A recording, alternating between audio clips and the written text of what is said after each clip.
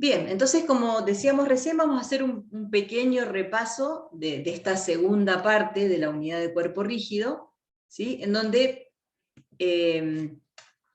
abordamos, digamos, la parte energética, ¿no? Trabajo, energía, y apareció un nuevo concepto que tiene que ver con cantidad de movimiento angular y su conservación, ¿sí? Entonces lo primero que hicimos fue, de alguna manera, hacer un cambio de variables, porque en realidad no es que definimos a la energía cinética, porque ya la teníamos definida cuando estudiamos el tema de energía, ¿no? Sino lo que hacemos es un cambio de variable para expresar a la energía cinética en términos de magnitudes rotacionales, porque justamente tenemos un cuerpo rígido que está rotando alrededor de un eje fijo, ¿sí? Entonces, a través de ese cambio de variables, que tiene que ver con relacionar la velocidad tangencial con la velocidad angular, y ahí aparece el concepto de momento de inercia, nos queda la energía cinética como un medio del momento de inercia respecto del eje de rotación por la velocidad angular al cuadrado. Y se la suele llamar energía cinética rotacional, justamente por estar en función de las magnitudes rotacionales o angulares, ¿sí? Y también dijimos que la energía potencial gravitatoria, como ahora tenemos un cuerpo que no se comporta como partícula, ¿sí? Es un cuerpo extenso, cuando analizamos la energía potencial gravitatoria de ese cuerpo, tenemos que mirar el punto centro de masa, ¿sí? Específicamente el centro de masa. ¿Hay ruido ahí en la calle? Bien, y luego vemos, cuando tenemos ahora el movimiento combinado, ¿no? Un movimiento de rototraslación, que lo modelizamos como una composición, ¿no? O una suma de una traslación más una rotación respecto del centro de masa, lo que hacemos es plantear esa energía cinética, que justamente tiene que ver con el movimiento, como una suma también, siguiendo este modelo, de una energía cinética de traslación más una energía cinética de rotación respecto del centro de masa. Por lo tanto, aparecen los dos términos, ¿sí? Siguiendo, como decíamos recién, este modelo de superposición de movimientos. Como caso particular, tenemos que, si conocemos la posición del CIR, del centro instantáneo de rotación, podemos expresar a la energía cinética como solamente un término de rotación, pero respecto del CIR, ¿sí? Que justamente esa es la interpretación del centro instantáneo de rotación. Es un eje respecto del cual el cuerpo rota instantáneamente, ¿sí? No es un eje fijo, sino un eje instantáneo, pero respecto del cual se puede considerar rotación pura. Por eso la energía cinética, otra forma de expresarla es en términos de rotación pura respecto del CIR, pero hay que tener mucho cuidado, ¿no? Acá el momento de inercia es respecto del CIR, mientras que si uso el modelo de traslación más rotación respecto del centro de masa, el momento de inercia es respecto del centro de masa. Estas dos formas son completamente equivalentes, ¿no? O sea que esta de acá, esta forma de expresar la energía cinética o esta, son equivalentes. Eso quiere decir que llegamos al mismo resultado, pero por supuesto, para utilizar esta segunda expresión, tenemos que conocer la posición del CIR.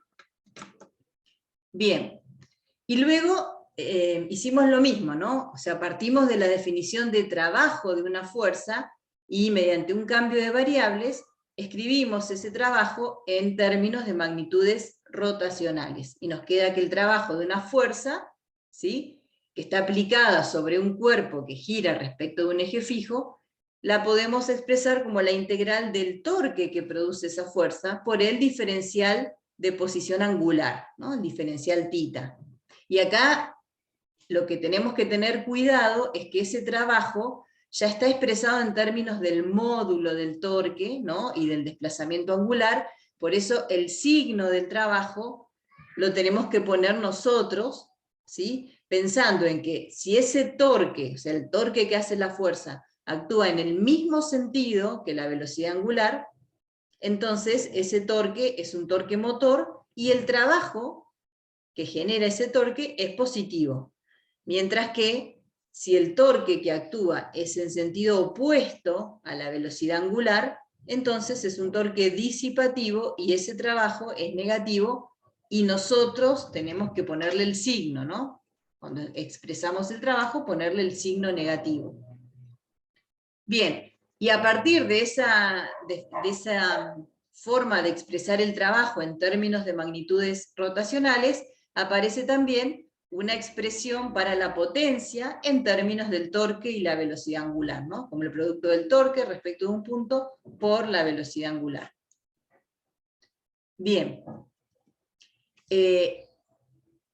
Algo que vimos que nos sorprendió es qué pasa con el trabajo de la fricción estática cuando hay un movimiento de rodadura, es decir, rototraslación sin deslizamiento. Por ejemplo, una esfera o un cilindro, ¿sí?, que se mueve a lo largo de un plano inclinado con un movimiento de rodadura. Eso implica que este punto de contacto es el centro instantáneo de rotación, ¿sí?, y para que pueda rodar sin deslizar, lo que aparece en ese punto, aplicada en ese punto, es una fuerza de fricción, ¿sí? Se me torció un poquito, bueno.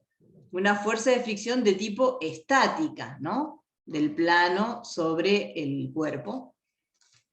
Porque justamente ese punto de contacto no tiene velocidad relativa respecto de la superficie. Es un punto de velocidad cero. Entonces, cuando analizamos el trabajo de la fricción, nos encontramos con algo que nos llamó la atención, ¿no? Porque si uno calcula ese trabajo utilizando el modelo, ¿no?, de la traslación más la rotación respecto del centro de masa, vemos que cuando analizamos la traslación, la fricción se opone al desplazamiento, ¿no? O sea que acá va a aparecer un trabajo negativo de la fricción en la parte de traslación. Mientras que cuando miramos la rotación, que ahí tenemos que mirar el torque de esa fuerza, resulta que el torque de la fricción está a favor del movimiento, está en el mismo sentido que la velocidad angular. Por lo tanto, es un torque motor. Cuando uno suma esas dos contribuciones, o sea, el término del trabajo que hace la fricción mirando la traslación, y luego el que hace la fricción mirando la rotación respecto del centro de masa, fíjense que acá aparece un trabajo negativo, este es el que tiene que ver con la traslación, porque cuando desarrollamos este producto escalar, nos queda el módulo de la fuerza por el módulo del desplazamiento por el coseno de 180, entonces aparece un signo menos. Mientras que, como dijimos recién, el trabajo debido al torque que produce esa fricción es positivo, está a favor de la rotación. Entonces cuando sumamos esas dos contribuciones, nos da cero, ¿no? Tenemos un trabajo en contra de la traslación y un trabajo a favor de la rotación. Por supuesto que acá si este diferencial R, que es como el diferencial, esto es similar o lo podemos poner equivalente al diferencial de arco, ¿no?, que es R diferencial θ, ¿no?, y luego la fricción por el radio es el módulo del torque, ahí es donde vemos que se anula, ¿no?, porque nos queda menos la integral del torque diferencial θ, más la integral del torque diferencial θ, ahí nos da 0. Y eso es algo que nos llamó la atención porque hay una fricción que hasta ahora era una fuerza disipativa, ¿no?, cuyo trabajo era siempre negativo, y sin embargo, ahora aparece esa fricción con un trabajo nulo, ¿sí? O sea que eso es importante. Pero ¿qué tiene que pasar? Recuerden que esa fricción tiene que estar aplicada en el centro instantáneo de rotación, ¿no? Porque ya vimos, justo en la clase pasada, el problema de los discos de fricción, ¿sí? ¿Se acuerdan que teníamos un disco conectado con otro, que estaban fijos en los centros de masa, ¿sí? Y acá se ponía a rotar, no sé, creo que este era el disco A y este era el disco B, ¿sí? A través de un torque externo se pone en rotación el disco A, y justamente por la fricción que hay entre los dos, ¿sí?, le transmite el movimiento al disco B. Entonces, si no hay movimiento relativo, esa fricción que aparece acá es estática, pero esa fricción sí hace trabajo si miro solo el disco A, y sí hace trabajo si miro solo el disco B. ¿Sí? Entonces ahí, ¿y por qué si es una fricción estática? Y porque ese punto donde está aplicada no es un centro instantáneo de rotación, no es un punto de velocidad cero, sino que es un punto que se está moviendo. Por lo tanto, es lógico que esa fuerza sí haga trabajo en este caso, ¿no? Por eso acá es importante que la condición es que esté aplicada en el centro instantáneo de rotación, ¿no? Es decir, con un movimiento de rodadura. Pero bueno, lo quise remarcar porque es algo que llama la atención, ¿sí? Entonces vimos ya que ahora vemos todas las características, ¿no? Toda la potencialidad que tiene esta fuerza de fricción. Su trabajo puede ser negativo, puede ser positivo, y también puede ser nulo, ¿sí? Eso hay que tenerlo en cuenta. Bien, y luego cerramos con este último concepto, cantidad de movimiento angular, que un poco dijimos es el análogo de la cantidad de movimiento lineal. Primero lo definimos para una partícula, ¿sí? Respecto de un punto, como el producto vectorial del vector posición de la cantidad de movimiento respecto de ese punto, vectorial la cantidad de movimiento. Y la cantidad de movimiento ya la habíamos definido cuando estudiamos cuerpos que se comportan como partículas, como el producto de la masa por la velocidad de ese cuerpo, ¿sí? Gráficamente, si tenemos una partícula que tiene una determinada cantidad de movimiento, su cantidad de movimiento lineal, su cantidad de movimiento angular viene dada por el producto vectorial del vector posición, siempre respecto de un punto, ¿no? Acá le faltaría, esto está sacado del libro, le falta el subíndice, ¿sí? Tengo que definir respecto de qué punto voy a evaluar la cantidad de movimiento, porque respecto de ese punto aparece el vector posición, ¿no? Entonces me queda R vectorial la cantidad de movimiento, el módulo de ese vector es, desarrollando el producto vectorial, me queda el módulo del primer vector por el módulo del segundo por el seno del ángulo comprendido entre esos dos vectores, acá está indicado en el gráfico. La dirección siempre es perpendicular al plano que forman los dos vectores, acá fíjense que en este esquema, el vector posición y el vector cantidad de movimiento están en el plano XY, por lo tanto, el momento angular, o cantidad de movimiento angular, es perpendicular a ese plano, ¿no? Está en la dirección de Z, y el sentido lo establecemos con la regla de la mano derecha. Para eso dijimos que es sumamente importante tener en cuenta que el producto vectorial no es conmutativo, o sea que no es lo mismo R vectorial P que P vectorial R, ¿sí? Así que la regla de la mano derecha es que si acá prolongo el vector R, lo pongo con un mismo origen del vector P, voy de R a P con la mano derecha, el dedo pulgar me indica el sentido del vector momento angular, ¿sí? Bueno, y luego las unidades tienen que ver con la relación que tiene entre la posición y la cantidad de movimiento, nos queda kilogramos por metro cuadrado sobre segundo. Y luego hicimos como una pequeña demostración que cuando tenemos un cuerpo rígido, ¿sí? Que está girando respecto a un eje de simetría, su cantidad de movimiento angular la podemos expresar como el producto del momento de inercia respecto de ese eje de rotación por la velocidad angular. Y resultan estos vectores paralelos, ¿no? La cantidad de movimiento angular y la velocidad angular son paralelos, tienen igual dirección, igual sentido. ¿Sí? Y dijimos que esto es un caso particular, ¿no? Tiene un campo de validez acotado a cuerpos que sean simétricos. Y como siempre hago la aclaración, tanto los chicos de ingeniería mecánica como los chicos de profesorado en física tienen una materia más donde profundizan todo esto de la mecánica y ven justamente movimientos más generales de los cuerpos rígidos, ¿sí? No en un único plano, como vemos nosotros, y tampoco se circunscriben solo a cuerpos simétricos, ¿no? O sea, van un poquito más allá de la física 1.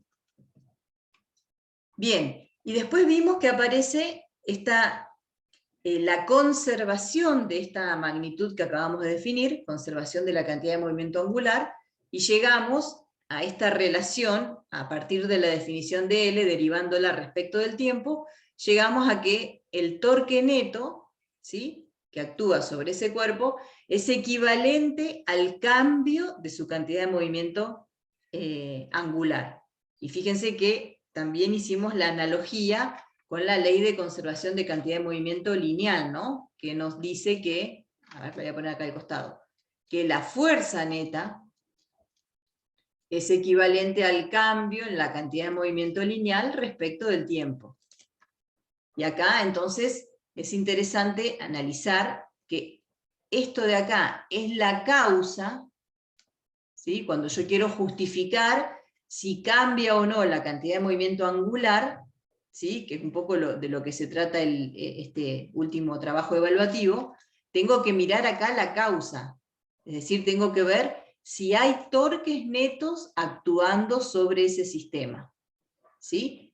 Y para ver si hay torques netos, tengo que hacer un diagrama de cuerpo libre, porque el torque no es otra cosa que el producto vectorial entre el vector posición y las fuerzas, ¿no?, respecto de un eje de rotación. ¿Sí? O sea que, nuevamente, esto se reduce a un diagrama de cuerpo libre, analizo las interacciones y veo qué torques producen esas interacciones, ¿no?, esas fuerzas, en total, el neto, ¿sí? Entonces, ese torque, que es la causa, lo que me produce, o sea, la consecuencia, es un cambio en la cantidad de movimiento angular. La misma idea que teníamos en la conservación de P, ¿no? O sea, que la causa, una fuerza neta actuando sobre un sistema, esta sería la causa, lo que provoca es un cambio en la cantidad de movimiento lineal, es decir, básicamente un cambio en la velocidad, ¿no? Acá pasa lo mismo. Entonces, esta ley de conservación se viene a sumar a las que ya vimos, de la conservación de la energía y de la conservación de la cantidad de movimiento lineal, ¿no? Bien, ¿cómo lo expresamos en forma práctica para resolver un problema? Fíjense, si pasamos el diferencial tiempo multiplicando al otro término, nos queda entonces la integral del torque neto diferencial tiempo es igual a la integral de diferencial L, ¿no? Cuando resuelvo esta integral me queda delta L, es decir, L final menos L inicial, siempre respecto de un punto. A este término, es decir, la integral del torque neto diferencial tiempo, es lo que denominamos impulso angular, que justamente es la causa del cambio en la cantidad de movimiento. Fíjense que si pasamos ahora la cantidad de movimiento inicial, ¿sí?, la pasamos sumando al otro término, ahí llegamos a una relación que es bastante útil, como decíamos recién, para resolver los problemas, porque me dice que la cantidad de movimiento angular inicial, más el impulso angular neto que actúa sobre un sistema, es igual a la cantidad de movimiento angular final. Por lo tanto, acá puedo hacer otra lectura de la conservación, ¿no? Si el torque neto, ¿sí?, si el torque neto, es decir, la sumatoria de torques respecto de un punto, es igual a 0 sobre el sistema, ¿no? Tengo que definir qué sistema estoy analizando. ¿Qué ocurre? Si el torque neto me da 0, ¿qué va a pasar? Se conserva la cantidad de movimiento angular. Claro, exactamente. Esto se anula, ¿no? Porque si el torque neto es 0, me anula todo el impulso angular, y me queda efectivamente que la cantidad de movimiento angular inicial es igual a la final. Es decir, la cantidad de movimiento angular respecto de ese punto es constante, no cambia. Entonces tengo que analizar los torques para ver si se conserva o no, y por supuesto, como decíamos recién, esos torques vienen dados por fuerzas, ¿sí? Y por último lo que hicimos fue relacionar el impulso angular con el impulso lineal a través del vector posición, ¿no? Esto también es bastante útil en el caso en que tengamos que analizar estos eventos llamados choques o colisiones, ¿no?, que tienen como características tiempos muy cortos de contacto entre los cuerpos, durante el cual se ejercen fuerzas grandes, ¿sí? Entonces, a esos fenómenos particulares que llamamos choques, muchas veces para plantearlos es importante comenzar con el análisis de la parte lineal, de cantidad de movimiento lineal, identificar los impulsos, que por supuesto vienen dados por fuerzas, nuevamente, actuando durante ese tiempo de contacto, y una vez que identificamos el impulso lineal, ¿sí? Aparece con la relación con el vector posición, nos da como resultado el impulso angular, o sea que si este impulso está aplicado sobre el eje de rotación, el impulso lineal está aplicado sobre el eje de rotación, no va a producir impulso angular, ¿sí? O sea que para que este impulso lineal produzca impulso angular, tengo que tener un vector posición distinto de cero, ¿sí? Este vector posición es la distancia, ¿no?, entre el eje de giro y el punto de aplicación del impulso, ¿sí? Entonces, si el impulso está aplicado sobre el eje de rotación, nuevamente, lo que decíamos recién, el vector posición es cero y por lo tanto el impulso angular va a ser cero, ¿sí? Por supuesto que si tenemos un movimiento a tiempos largos, no tiene mucho sentido pensar en los impulsos netos. ¿Cuál sería, digamos, gráficamente, ¿no? Un movimiento a tiempos largos sería, por ejemplo, el que vimos el estudiante sobre el banco giratorio con las pesas, que acerca las pesas, entonces ahí uno hace un análisis general de ese sistema, estudiante más pesas, analiza que no hay torques externos actuando sobre ese sistema, por lo tanto la cantidad de movimiento angular se conserva. Entonces lo que sucede cuando acerca las pesas, o sea, uno tiene que el L respecto de un eje es el momento de inercia respecto de ese eje por la velocidad angular, y esto es constante. Entonces habíamos visto que como el producto se tiene que mantener constante, cuando uno acerca las pesas al cuerpo, está reduciendo o achicando el momento de inercia, y por lo tanto la velocidad angular aumenta de forma tal de mantener ese producto constante. O sea que ese tipo de fenómenos no son choques, ¿sí? Pero por supuesto la forma de analizarlo es similar. Tengo que ver si existen impulsos angulares externos actuando sobre el sistema, es decir, si existen torques externos actuando sobre el sistema durante ese tiempo que dura el movimiento. ¿Sí? Bien, y con eso entonces terminamos ya la parte de cuerpo rígido. Esto fue lo último que vimos, así que con este pequeño recordatorio lo que vamos a hacer es terminar de resolver los problemas de la guía, ¿sí?, que habían quedado pendientes. ¿Alguna pregunta? ¿Fui muy rápido? ¿O más o menos se entendió? ¿Lo tienen fresquito a esto?